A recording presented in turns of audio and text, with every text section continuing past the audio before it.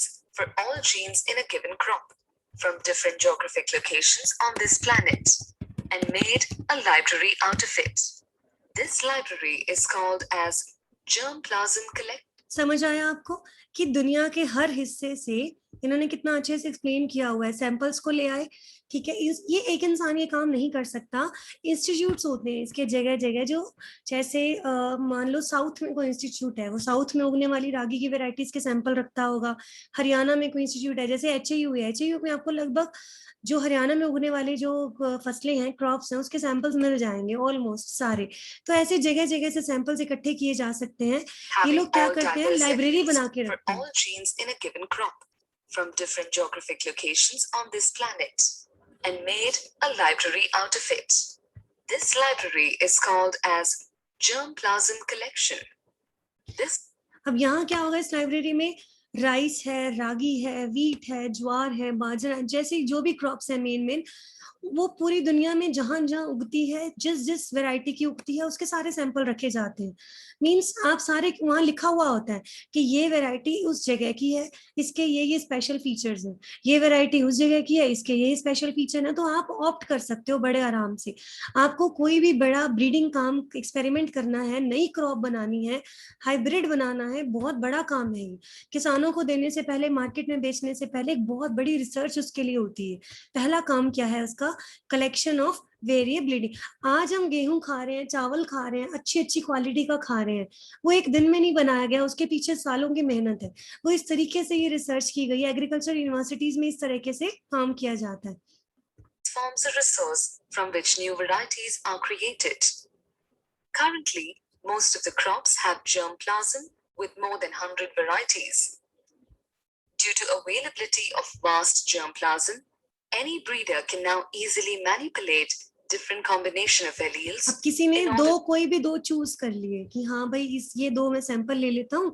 मैंने आपको एग्जांपल दिया था, जैसे गुजरात का और पंजाब का, हमें अच्छा लगा कि गुजरात में ये फीचर है उसके राइस में, और पंजाब के राइस में ये फीचर है, तो हमने चूज कर लिया। हम 100 को दो ब्रीडिंग नहीं करा सकते ना, तो हमने कोई दो चूज कर लिया कि हाँ हम इनको यूज करके प्लांट ब्रीडिंग करके एक नया प्लांट बनाएंगे। To create a superior plant. There are 2 germplasm collection centers in India. This is very important. Competitive exam से बहुत बार पूछा जाता है, इंडिया में जर्मप्लाज्म कलेक्शन कहाँ है, ये आप बाद में नोट कर लेना। International Crops Research Institute for Semi-Arid Tropics, ICRISAT, at Hyderabad, and National Bureau of Plant Genetic Resources, NBPGR, at New Delhi. Step 2. Evaluation. First में क्या था, कलेक्शन कर ली, जर्मप्लाज्म की लाइब्रेरी बना के रख ली। अब क्या करना है, इवेल्युएट करना है और सिलेक्ट करना है। इवेल्युएट का मतलब होता है बेटा एनालिसिस करना, चेक करना कि कौन से में कौन से कैरेक्टरिस्टिक्स हैं, फिर चूज कर लेना कि कौन से हम 2 पेरेंट्स यूज करेंगे। एक अगर वैरायटी के आपके पास 100 सैंपल्स हैं, अगर मेरे पास राइस के 100 सैंपल्स हैं, तो क्या मैं 100 यूज कर लूंगी ब्रीडिंग में? कर ही नहीं सकती हूँ। तो कोई 2 या हद 3 चूज करने होंगे मुझे, जो एज अ पेरेंट यूज होंगे, जिनको क्रॉस करा के हम एक नया प्लांट बनाएंगे। तो नेक्स्ट स्टेप यही कहता है कि कैसे उसको आप चूज करोगे, इवेल्युएट करोगे, और फिर कैसे उसका सिलेक्शन करोगे। Selection of parents. When varieties were first collected, it was completely based on easily distinguishable characters.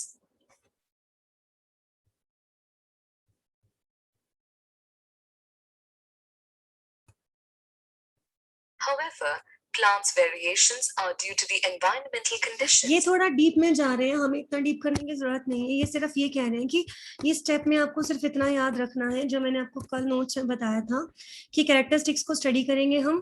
पहला स्टेप क्लियर हो गया आप सबको? फर्स्ट स्टेप क्लियर है? Yes ma'am. ठीक है।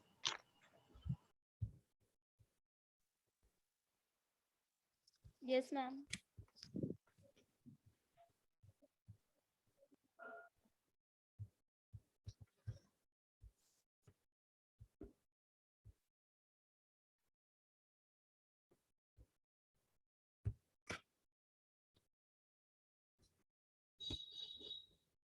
मुझे लग रहा है मुझे तुम्हारी 2 क्लासेस करनी पड़ेंगी एक दिन में, या फिर 1.5।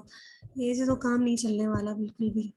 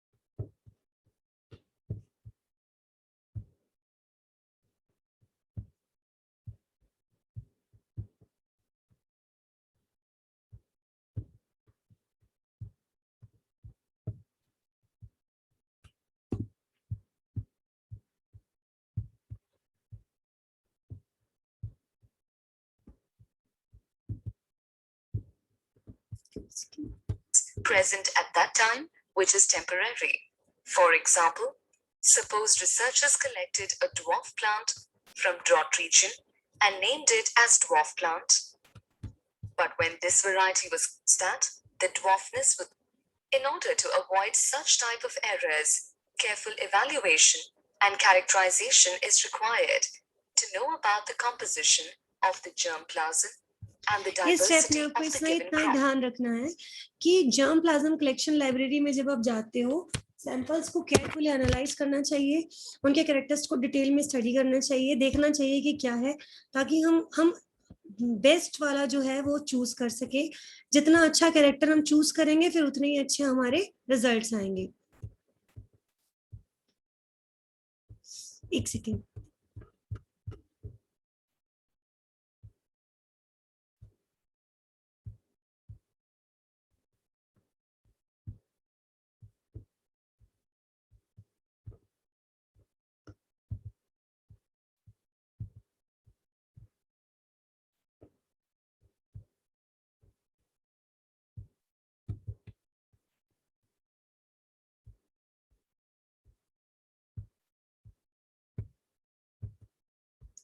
क्यों नहीं चल रहा है?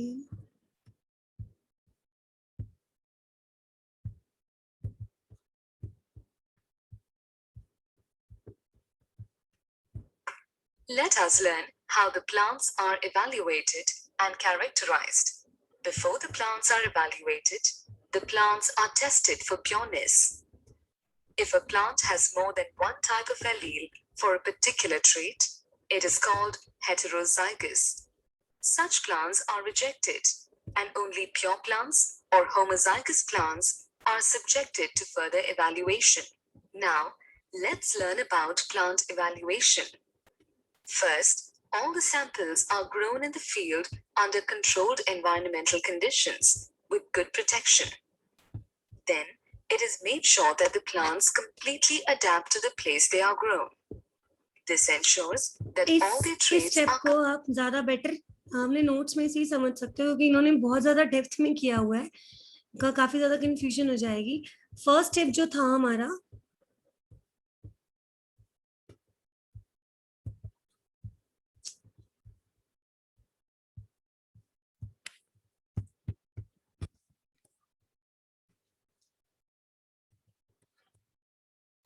कलेक्शन ऑफ वेरिएबिलिटी क्लियर हो गया होगा. जर्म प्लाज्म कलेक्शन कैसे करते हैं. नेक्स्ट स्टेप है evaluation of the germ plasm and collection and selection of the parents. जितना भी जर्म प्लाज्म आपने कलेक्ट किया हुआ है, आप किसी लाइब्रेरी में जा रहे हो, वहां से आप जर्म प्लाज्म देख रहे हो, ठीक है, तो उसको प्रॉपरली इवैल्यूएट करोगे. फिर अपने पेरेंट्स को उसमें से हम सिलेक्ट करेंगे कि हमारे पेरेंट्स, यह मतलब है कि कौन सी क्रॉप्स को हमने चूज करना है काम करने के लिए. हमें ये देखना है कि कौन से प्लांट्स ऐसे हैं जिनके पास हमारे डिजायरेबल कैरेक्टर का कॉम्बिनेशन है. सिंपल सी बात है कि हमें देखना है कि किसकी यील्ड अच्छी है, किसकी ग्रेन की क्वालिटी अच्छी है, किसके ऊपर ड्रॉट का, पैथोजन का, सैलिनिटी का असर नहीं होता. वहां लिखा हुआ मिल जाएगा सैंपल्स के साथ, लेकिन खाली लिखे हुए से काम नहीं चलता. वहां से सीड उठाकर उसको फील्ड में ले जाकर ग्रो करते हैं, ठीक है, एग्रीकल्चर फील्ड के अंदर उसको ग्रो किया जाता है. फिर उस पर असर देखते हैं कि उस पर सूखे का असर कितना एक पड़ रहा है, कम पानी डालेंगे, कोई पैथोजन का अटैक तो नहीं हो रहा, सैलिनिटी का उस पर क्या असर हो रहा है, उसकी यील्ड कैसी है, उसकी क्वालिटी कैसी है. खाली डब्बे में पड़े हुए सीड के कैरेक्टरिस्टिक्स पढ़ के आप चूज नहीं कर सकते हो. आपने लाइब्रेरी गए, आपने वहां से जर्म प्लाज्म उठाया, आपको किसी दो वैरायटी के कैरेक्टर बहुत अच्छे लगे, आप ले आए. लाने के बाद आप उसको फील्ड में भी ग्रो करोगे. फील्ड में ग्रो करके ही एक्चुअल पता चलेगा कि वाकई में जो उसके ऊपर लिखे हुए थे कैरेक्टर, क्या वो सचमुच के हैं या नहीं है. सिंपल सी बात है कि प्रैक्टिकली उसको करके देखना पड़ेगा. लेबोरेटरी के अंदर साइंटिस्ट उसको टेस्ट करते हैं, तब जाके फिर फाइनल हो जाता है कि अगर वो फील्ड में भी प्रॉपरली ग्रो कर गया और लेबोरेटरी में भी उसकी टेस्टिंग सही निकल आई, इसका मतलब भाई जो लाइब्रेरी में उसके बारे में लिखा हुआ था डब्बे के ऊपर वो सही था. अब उसकी सेल्फ पॉलिनेशन करनी बहुत जरूरी है. सेल्फ पॉलिनेशन का मतलब होता है कि जैसे ये मैंने वैरायटी चूज करी है राइस की, ठीक है, ये सेल्फ पॉलिनेट होती रहे। सेल्फ पॉलिनेटर का मतलब है आने वाली जनरेशन सेम हूबहू इसके जैसी आती रहे, ताकि क्या है प्योर लाइंस जनरेट हो जाए। तो इसीलिए सेल्फ पॉलिनेशन कराई जाती है। क्रॉसिंग तब तक हम अभी नहीं करा रहे। अभी हम क्या कर रहे हैं, जर्म प्लाज्म को इवेल्युएट किया है, ठीक है, पेरेंट्स को सिलेक्ट कर लिया, पेरेंट्स देख लिए कि हाँ ये 2 वैरायटी हमें पसंद आ गई, फिर उसको फील्ड में ले गए, रियल में उसको वहां पे उगा के देखा कि वाकई में ड्रॉट का, पैथोजन का, सलाइनिटी का, ईल्ड का, क्वालिटी का भी वाकई में जो जो उस पे लिखा हुआ था डब्बे पे वो सही है या नहीं है। तो इसमें काफी वक्त लग जाता है। क्रॉप कई बार 6 महीने लेती है ग्रो करने के लिए, तो आपको इतना टाइम वेट करना पड़ेगा।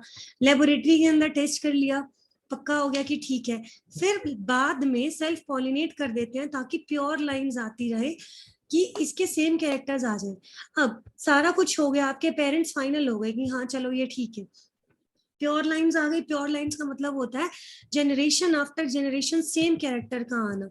सपोज एक प्लांट है जो मैंने चूज किया था, ठीक है, मैंने ये ए प्लांट चूज किया और एक बी प्लांट चूज किया है। ये जो ए प्लांट है ना, इसकी यील्ड बहुत ज्यादा है और ये ड्रॉट रेजिस्टेंट है, मतलब सूखेगा इस पे कोई भी असर नहीं पड़ता, ठीक है। ये प्लांट है, इसकी जो यील्ड है ना वो तो एवरेज ही है, मतलब कम है, ठीक है। और ये ड्रॉट रेजिस्टेंट ड्रॉट रेजिस्टेंट ये नहीं है, ईल्ड ज्यादा है, बट इसकी ईल्ड कम है और ये जो है ड्रॉट रेजिस्टेंट है। तो मुझे ये कैरेक्टर चाहिए प्लस मुझे ये कैरेक्टर चाहिए। क्रॉसिंग तो मैं बाद में कराऊंगी, पहले क्या कराना पड़ेगा, सेल्फ पॉलिनेशन, ताकि इस ए से मैं 100 ऑफ प्लांट्स ऐसे बना सकूं जिसमें ये सेम कैरेक्टर आता हो। एक प्लांट से मेरा क्या होगा, थोड़े से सीड से तुम्हारा काम नहीं चलता ना, हम खुद ही प्योर लाइन जनरेट करते हैं। प्योर लाइन का मतलब होता है जो प्योर हो। ए से उगने वाले आगे सारे प्लांट्स वैसे के वैसे कैरेक्टर ही दे, बी से उगने वाले सारे प्लांट्स वैसे के वैसे कैरेक्टर्स ही शो करें। अब हम क्या करेंगे, उसका पेरेंट्स की क्या कराएंगे, क्रॉसिंग। यहां सुनो,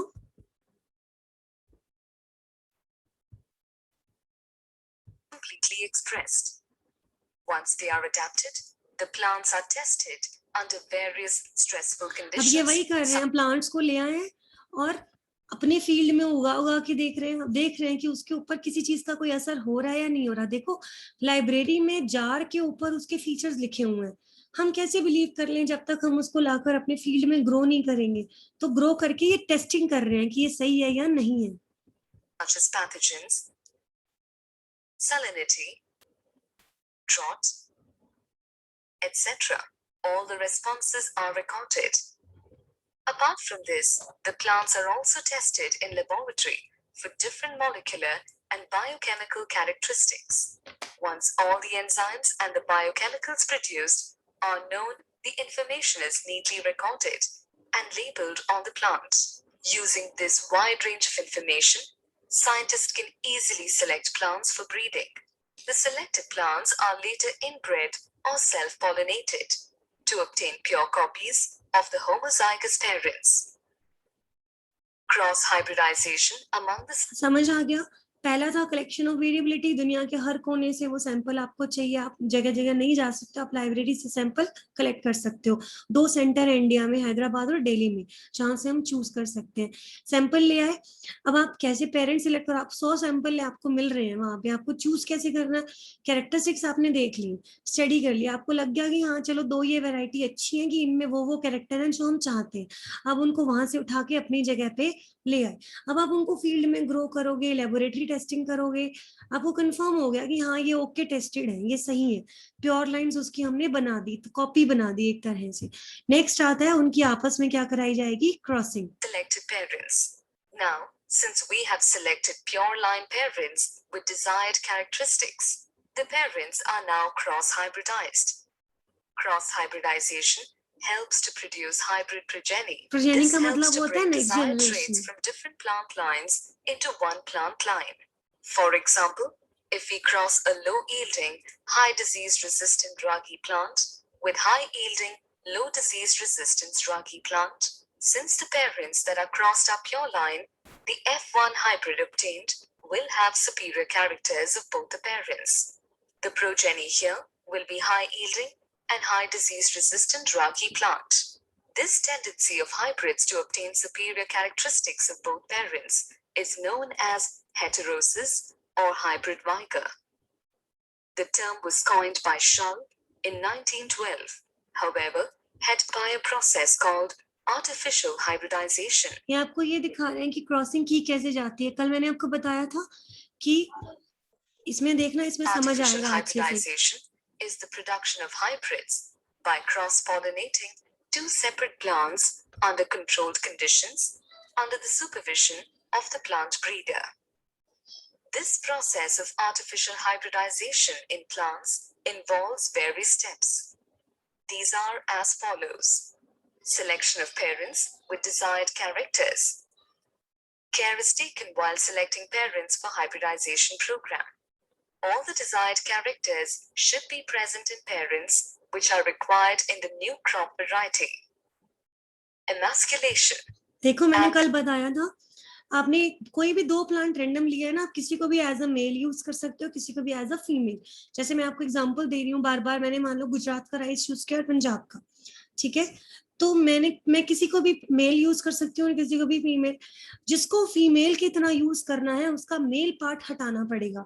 अगर मेल पार्ट उसका नहीं हटाया तो सेल्फ पॉलिनेशन हो जाएगी, जो तो हमें डिजायरेबल ही नहीं है. देखो ये प्लांट ए है, ये प्लांट बी है, हमें इसकी क्रॉस करानी है. अगर ये सेल्फ पॉलिनेट होता गया और ये सेल्फ पॉलिनेट होता गया तो क्रॉसिंग कैसे होगी? हमें क्या करना है, मान लो मैं इसको एज अ फीमेल यूज कर रही हूँ और इसको एज अ मेल यूज कर रही हूँ, तो मुझे इसका जो मेल पार्ट है वो रिमूव करना पड़ेगा और इसका जो है वो फीमेल पार्ट रिमूव करना पड़ेगा. ताकि हमें क्या करना है, बाइसेक्सुअल को यूनिसेक्सुअल बनाना है. दोनों सेक्सेस प्रेजेंट है, मेल और फीमेल. फीमेल से मेल को हटा देना है, मेल इसमें से क्या करना है, फीमेल को हटा देना, ताकि एक सिर्फ फीमेल रह जाए और एक क्या रहे आपका, मेल. तो वो ये अब आपको समझा रहे हैं इसमें.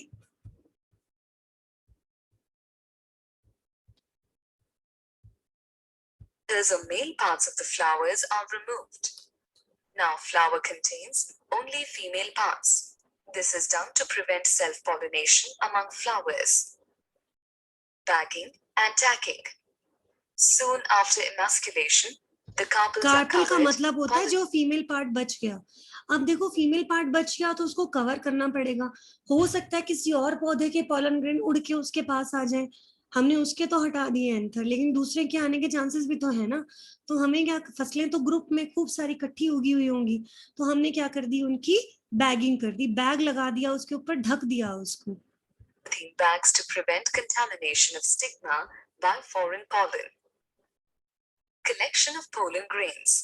At maturity, the pollen grains are collected from desired parent plant in dry plastic bags. Artificial pollination.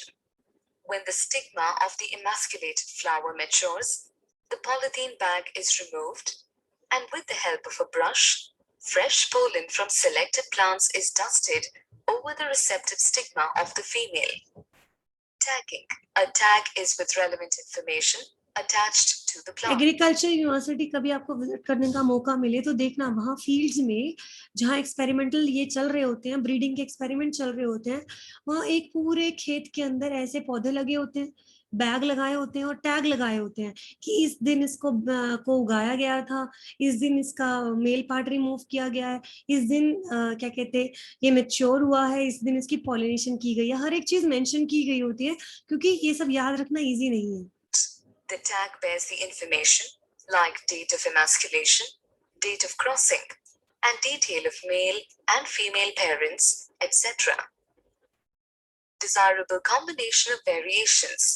Seeds obtained after crossing are sown and evaluated for desirable and undesirable traits and are screened properly. Back crossing. If desired traits are absent in the progeny, इस back then they are crossing को back यहाँ आपको समझने की जरूरत नहीं है, इसको आप स्किप कर सकते हो. सिर्फ आपको इतना ध्यान रखना है, क्रॉसिंग करा दी, नए सीड आ गए, उन सीड को हम फिर ग्रो करके देख लेंगे कि जो हम कैरेक्टरिस्टिक्स चाहते थे वो आए हैं या नहीं आए. 100 प्लांट 100 सीड्स अगर हम ग्रो करते हैं तो मुश्किल से 10-20 ऐसे होते हैं जिनमें हमारे डिजायर्ड कैरेक्टर आ जाएंगे. till the desired traits are obtained. Limitations. Cross hybridization is a very time-consuming and tedious process. The cross hybrids may not combine the desirable characters. Usually, only 1 in few hundred to 1,000 crosses show the desirable combination. Step 4. Selection and testing of superior recombinants. The hybrid obtained is scientific. Recombinant का मतलब होता है hybrids. अब आपको hybrids भी मिल गए, लेकिन अब आप उनको भी चेक करना पड़ेगा कि वाकई में वो सही है या नहीं है. हाइब्रिड बन तो गए हैं, क्या उनसे आने वाली जनरेशन भी वैसी है? इतनी जल्दी मार्केट में इसको लाया नहीं जाता, काफी ज्यादा इसकी क्या करनी पड़ती है, टेस्टिंग.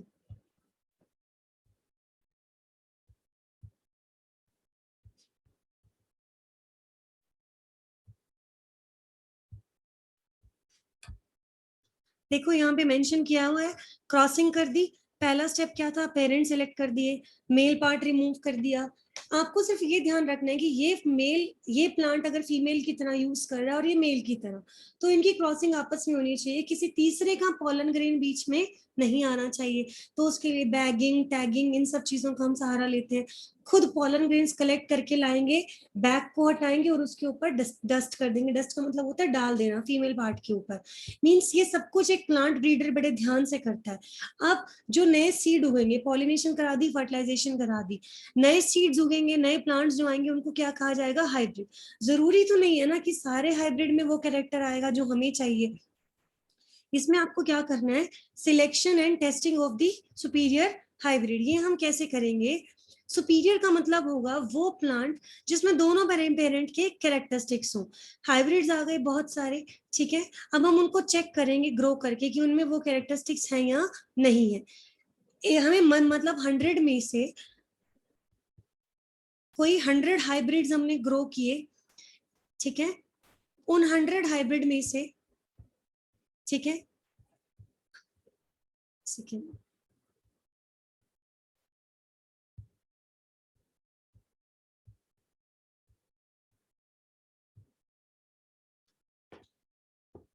यहाँ पर ये दिखा हुआ है कि हाइब्रिड जो प्लांट्स होते हैं, they are obtained from the crossing of the parents plants are crossed among the themselves. ये चीज हमें ध्यान रखनी है. ये ए प्लांट था, ये बी प्लांट था, हमने इसको क्रॉस करके क्या बना दिए, हाइब्रिड. हाइब्रिड हमें बहुत सारे मिले होंगे, 100 ऑफ हाइब्रिड्स मिलेंगे. अब हम इन हाइब्रिड्स की आपस में क्रॉसिंग कराएंगे. ये देखो यहाँ लिखा है ना, हाइब्रिड 1, हाइब्रिड 2. अब ये क्या है, उसकी नेक्स्ट जनरेशन आ गई. हाइब्रिड्स को भी हम क्रॉस करा के देखेंगे. अब हम ये देखेंगे कि ये जो प्रोजेनीज आई है, नई जनरेशन आई है, उनमें उनके पेरेंट्स के कैरेक्टर आए हैं या नहीं आए हैं.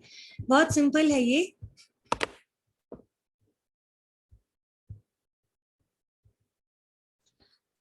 एक ये प्लांट था ए और एक ये प्लांट था बी.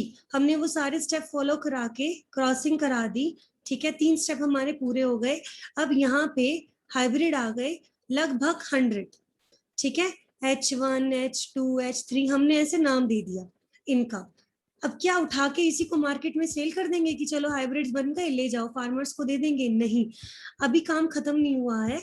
अभी तो बहुत ज्यादा हमें इसकी क्या करनी है, चेकिंग करनी है. हाइब्रिड्स तो बन गए, अब रेंडमली इन्हीं हाइब्रिड्स की क्रॉसिंग करा देंगे. मान लो H1, H2 की करा दी, H3, H4 की करा दी. इन हाइब्रिड्स को हम आपस में क्रॉस कराते जाएंगे. क्रॉस कराने का पर्पस क्या है, इसकी जो प्रोजेनी आएगी, मतलब क्या ये अपने कैरेक्टर यहाँ पे आगे ट्रांसफर कर पा रहा है, क्या ये अपने कैरेक्टर अपनी प्रोजेनी में ट्रांसफर कर पा रहा है. मतलब ऐसे ही कोई फसल हम मार्केट में नहीं ला सकते ना जिसके आगे कोई अता पता ही नहीं है कि वो कैरेक्टर आएंगे या नहीं आएंगे. तो हमें ये काफी केयरफुली सिलेक्ट करना होता है.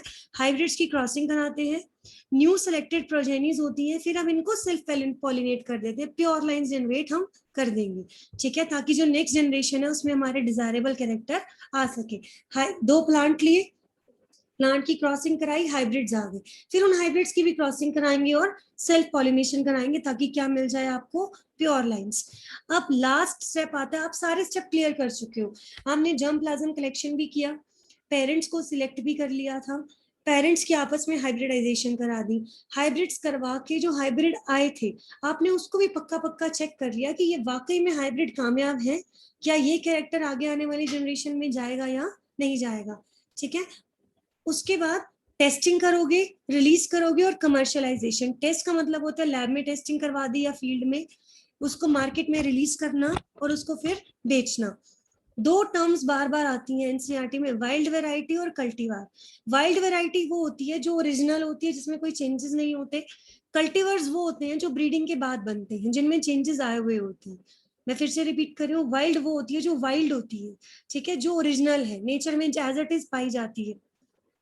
कल्टीवर्स वो होते हैं जो ब्रीडिंग के बाद मिलते हैं, ठीक है। अब हम नई वैरायटी जो हमारी आ गई, कल्टीवर्स आ गए, हम देखेंगे यील्ड ठीक है या नहीं है, क्वालिटी कैसी है, डिजीज रेजिस्टेंस है या नहीं है, पेस्ट रेजिस्टेंस है या नहीं है। फिर उसको रिसर्च फील्ड्स पे उगाया जाता है। मान लो ये एग्रीकल्चर यूनिवर्सिटी में काम हो रहा है तो उसके फील्ड में उगाया जाएगा, ठीक है। दिल्ली में आईसीएआर रीजन है, Indian council of agriculture research. पूरे देश में, पूरे इंडिया में जितनी एग्रीकल्चर यूनिवर्सिटीज हैं, उनका कंट्रोल सेंटर क्या है, आईसीएआर। एंट्रेंस एग्जाम होना, स्टूडेंट्स का एडमिशन होना, सब आईसीएआर डील करता है, ठीक है। फिर उनको क्या करेंगे, पहले रिसर्च फील्ड में ग्रो कर दिया यूनिवर्सिटी के अंदर या आईसीआर के अंदर, फिर उसको अलग अलग खेतों में उगाया, अलग अलग जगहों में। मान लो हिमाचल, पंजाब, गुजरात, हरियाणा, जगह जगह उसको उगा के देखा। कब, लगभग 3 सीजन तक। 3 सीजन समझते हो, अगर एक फसल 6 महीने में उगती है तो 3 सीजन मतलब उसको 1.5-2 साल लग जाएगा कम से कम, ठीक है। डिफरेंट डिफरेंट लोकेशन, ये देखो यहाँ लिखा हुआ है, रिसर्च फील्ड टेस्टिंग करते हैं, फिर खेतों में उगाते हैं, ऑन फार्म टेस्टिंग करते हैं, फिर मल्टी लोकेशन टेस्टिंग करते हैं, अलग अलग जगहों पे उगा के देखा जाता है। जब ये सारे टेस्ट कामयाब हो जाते हैं कि रिसर्च फील्ड में भी उग गया, खेतों में भी उग गया, अलग अलग लोकेशंस में भी उग गया, फिर जाके उसको रिलीज कर दिया जाता है, पैकेट्स बना के बेच दिया जाता है, मार्केट में डिक्लेयर कर देते हैं, किसान उसको खरीद के अपने खेतों में उगा सकते हैं। तो आज अगर कोई राइस की, बाजरा की, कोई गेहूं की आप बहुत अच्छी वैरायटी खा रहे हो, तो वो एक दिन का काम नहीं है, उसके पीछे इतनी लंबी रिसर्च है जो हमने अभी पढ़ी है, ठीक है। आपकी बुक में मैंने यहाँ मेंशन किया है, पेज नंबर 173 पर कुछ वैरायटीज के नाम लिखे गए हैं जो कॉम्पिटिटिव एग्जाम्स के लिए और बोर्ड के लिए बहुत बहुत इंपॉर्टेंट है, ये कर लेना। जैसे एक एग्जाम्पल है शुगर केन बारबेरी एंड, और ये क्या है, सैकेरम ऑफिसीपेरम। दो गन्ने की वैरायटीज है। ये शुगर केन बारबेरी जो था, सैकेरम बारबेरी, ये नॉर्थ इंडिया में उगता था, शुगर कंटेंट कम था और यील्ड कम थी। बट ये जो सकेरम ऑप्सिमेरम था, इसकी शुगर कंटेंट भी ज्यादा थी, यील्ड भी ज्यादा थी, बट इसकी दिक्कत क्या थी कि नॉर्थ इंडिया में नहीं उगता था। तो साइंटिस्ट ने इन दोनों को मिला के ऐसा हाइब्रिड बनाया था जिसमें दोनों के कैरेक्टर थे, थिक स्टेम थी, हाई शुगर थी, हाई यील्ड थी, और ये नॉर्थ इंडिया में भी ग्रो कर सकता था। इस तरीके से बहुत सारे हाइब्रिड्स बनाए जा चुके हैं। आर.एस. स्वामीनाथन ने वीट की नई वेराइटीज बनाई थी, जिसकी वजह से हमारे देश में फूड की पैदावार बढ़ गई थी, जिसको क्या कहा गया था, ग्रीन रेवोल्यूशन। अब इस वीडियो को फिर से देखो।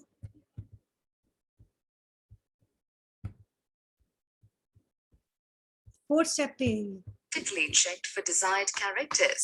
If the test is passed, the plants are self-pollinated for several generations. Since the F1 hybrid has both dominant as well as recessive alleles, at every next generation, we will get आप wide alleles के बड़े मंगे में नहीं पढ़ना, सिर्फ आपको सिर्फ जनरल जितना मैंने अभी नोट्स में बताया उतना variety लर्न of करना है। combinations. Some will be desirable and some will be undesirable. At each generation, the undesirable plants are eliminated, and the process is continued for 7 to 8 generations until uniformity or homozygosity is obtained. This will create a pure line where characters do not segregate. Segregate का मतलब होता है separate होना। This pure line is called as cultivar. Cultivar is plant with desirable characters that can be maintained by propagation. To evaluate these cultivars, the cultivars are grown in research fields and their performance is recorded under ideal fertilizer application, irrigation, and other crop management practices. In India, Indian Council of Agricultural Research, ICAR at New Delhi, carries out these evaluations. After evaluations, the plants are again tested in farmers' fields for at least 3 growing ये seasons. आपको इस 4 step में ही बता रहे हैं कि पहले वो रिसर्च फील्ड में ग्रो कर लेते हैं अपने एरिया के अंदर, फिर किसानों के खेतों में ग्रो किया जाता है, फिर अलग अलग लोकेशंस पे टेस्टिंग की जाती है कि अलग अलग एनवायरनमेंट में ये हाइब्रिड सर्वाइव कर सकते हैं या नहीं कर सकते. The testing is done at several locations throughout the country, representing all the agroclimatic zones where these crops are usually grown. Using the test results, the cultivars are evaluated by comparing it with the best available local crop cultivars in the farms. If the new cultivar is far better than the जैसे existing मान लो cultivar, मैंने एक hybrid को हिमाचल में grow कराया, ठीक है, कोई भी सॉरी मान लो कि कोई नई वैरायटी आई गेहूं की, वो हमने हरियाणा में ग्रो करा दी. अब जो हरियाणा में ऑलरेडी नेचुरल वैरायटी ग्रो हो रही है, उससे कंपैरिजन किया जाता है कि ये जो नया कल्टीवर आया है, नया हाइब्रिड आया है, ये पहले वाली से कितना एक बेटर है. it is selected for seed multiplication. Step 5. Multiplication of improved seed. The seeds of the approved cultivars are multiplied by growing them in suitable conditions. A large quantity of seeds is obtained. The seed are then tested for quality. Last में जब सब कुछ select हो चुका होता है, आपको कम time में ज्यादा सीड बनाने हैं, तो यहाँ आके आप टिश्यू कल्चर भी यूज कर सकते हो. नॉर्मली नहीं किया जाता, पर टिश्यू कल्चर की मदद से हम फटाफट उसके क्लोन्स बना सकते हैं, बहुत सारे सीड्स जल्दी जल्दी बना सकते हैं. And certified by National Seed Corporation, NSC. Such tested seeds are called as certified seeds. Now the seeds can be distributed to farmers and licensed seed sellers. Plant breeding. Plants are the most important organisms on this planet.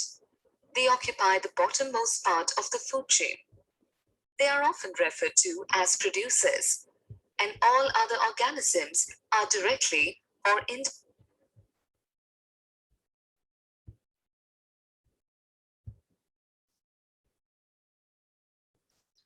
एक बार इसको notes में से फिर से read करो, कोई दिक्कत आती है हम इसे रिपीट करेंगे. ये 5 स्टेप्स क्लियर कर